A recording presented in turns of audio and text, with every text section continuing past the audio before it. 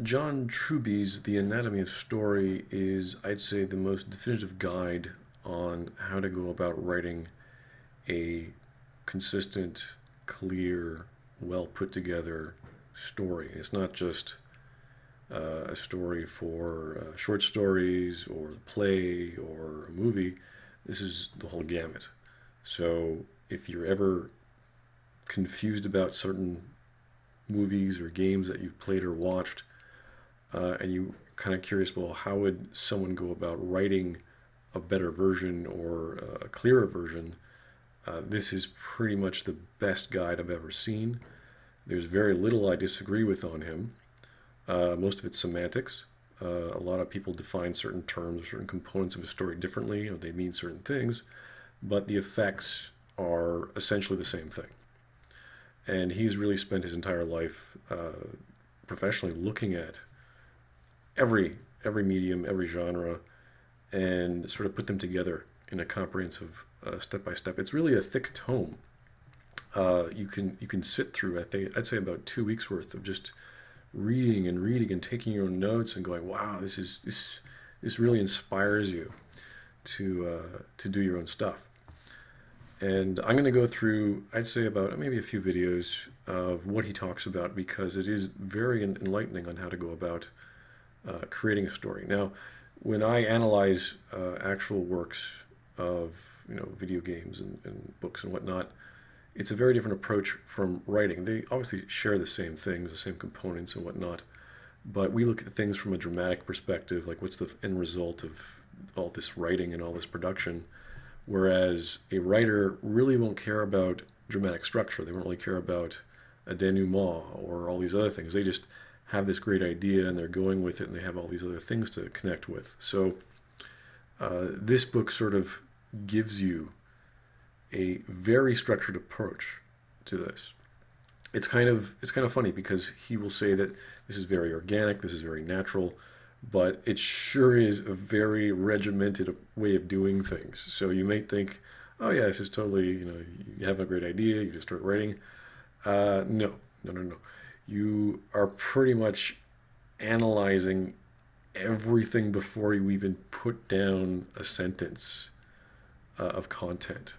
That there's so much self-analysis, and it's very important. It really simplifies the editing process once you have all this figured out. You know where you're going before you start, and it's a very mature and intelligent approach to writing. So let's look at about 4 ideas I'm going to start with that are kind of big. They're not the 22 steps that he talks about yet, but they're the things that I latched onto, and I thought that I should address them. Simply put, the two pillars of a story are acting and learning. And that is coming about through a character's plot or their desire. And from their desire, their actions bring about the act of getting to that desire and learning to get to that desire. So everything in a story, the content so far, should be one of those two things or both. So the character has a plan, he's going through that plan, he's enacting it, or he's learning it, learning how to get to that plan, or learning how to get to his desire. That's the two basics. So you always think in terms of those two pillars. He calls it the two legs of a story. It's the same idea. I would totally agree with that. No contention from me. The single most important, and this is not what I agree upon, but it's very important nonetheless, is called the premise. This is your idea. This is your elevator pitch. This is your story in a single sentence. Like Star Wars is the white knight and the black knight in space. It's a singular idea. So you can say the white knight, who is a farm boy who comes to terms with the death of his family, goes off to fight an evil galactic empire in space. It has to be connected. There can be various elements of various genres, of various components of those genres, and that is another consideration to look at when you come up with your premise. This has nothing to do with character, characterization, plot, anything like that. This is just your idea, and it is something that needs to speak from within you. So even if you have a boring story or boring premise, if it connects with you, like, I don't know, I went to the mall on the weekend is your premise. That's No one's gonna go, wow, great idea. It has to be something about how you express those ideas or how you perceive that idea and that experience. So this is where I differ a little bit with John. He gives the example of Michael Crichton, how Michael Crichton doesn't really have really good characters, doesn't have really good plots, but he has amazing premises. The example, I think, was Jurassic Park. I think that's an amazing premise. If you analyze that movie or the book, there's really not much to the characters. There's really not much to what's going on in the plot. It's an action adventure. It's a thriller in some cases. But the concept is brilliant. I'll give him that. So, again, the premise is where everything sort of comes into play before anything else starts. And you should brainstorm on what is a really good premise. You might have three really good ideas. I think I have two in my life. I would love to express properly, which I'm kind of working on. But it could be something very simple, like going to the mall. But it has to be something personal, something you have experience with, something you have knowledge of, something you have insight, something profound, something funny. Anything that works that you really need to tell, that you really need to get off your chest. And I'll talk about that a little bit later here.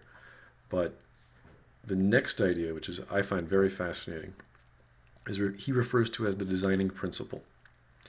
And what a designing principle is, as far as I understand it, is you take the premise, which, the black knight, white knight in space or whatnot, and you give it a twist in how you execute this premise, how you present this premise.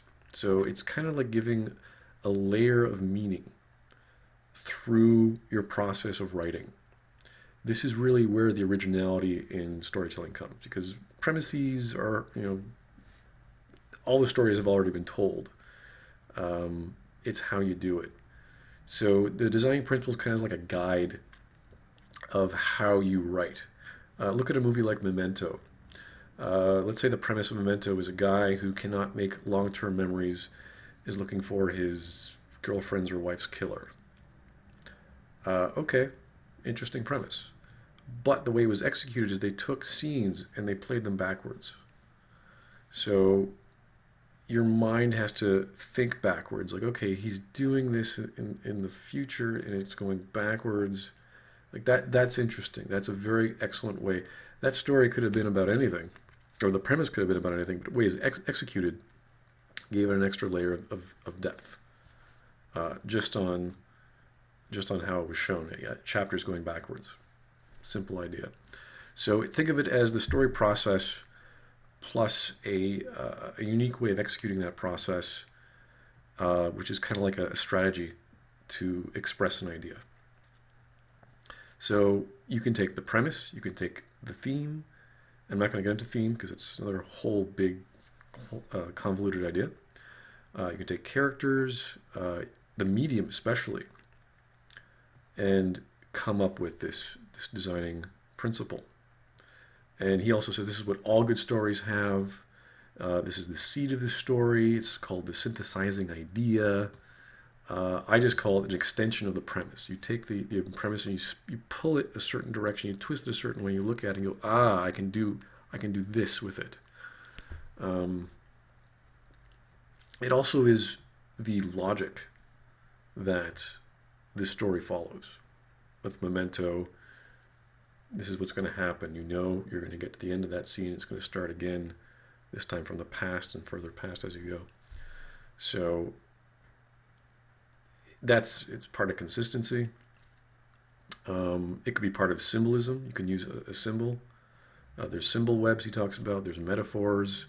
The process of how the story unfolds. You can use all kinds of genres, the fairy tale concepts, the monomyth, the hero's journey. That's part of it. And when you say, okay, this is my designing principle, when you write your action or your learning process of your main character, you have to keep this in mind while you're creating, while you're editing, while you're writing dialogue. This if like say you're using a frame narrative, you have your frame. Why is it there? Why are you going back to the other narrative? What's the theme? Or is it resounding in both? What are the characters doing, and how are they expressed? These sorts of things. Let's give two examples. I think make this more clear. Harry Potter. The premise is, this is also John's example. A boy discovers he has magical powers and attends a magician's school. The designing principle is a magician prince learns to be a man and a king over 7 years at a magician's school. Now here he's using roles to explain the character and what he does. And so he becomes a magician prince, a younger man, becomes a king. I'm not going to get into roles, but again, very simple. It's a fantasy story. It's a large epic story. Ulysses, this is probably one of the best novels of the 20th century. The premise is you are tracking the day in the life of a common man in Dublin. Wow. Doesn't sound really cool, right? The designing principle is through a modern odyssey in a city, one man finds a father and the other finds a son. A little bit more interesting, but it's taking the premise and executing it in a deeper way. So that's definitely something to think about when you come up with an idea or your premise. Now, from this is just my interpretation of this whole process, is you're really asking yourself, what do you want to do? What story do you want to tell? What do you want your character to do? What do you want him to feel? What's the revelation he wants to come to? What else is possible within this premise you've come up with? These are the kinds of questions you should be asking yourself when you go about writing or editing someone else's work, to have them challenge themselves and say, is this the best? Is this the ideal world, the ideal concept, the ideal premise, the ideal character for this idea, for this premise? So yeah, that's the simple take of John Truby so far. It's a tome. I'm going to go through his main components of story. I'm going to go through his steps, and I hope we learn a little bit about storytelling in the process.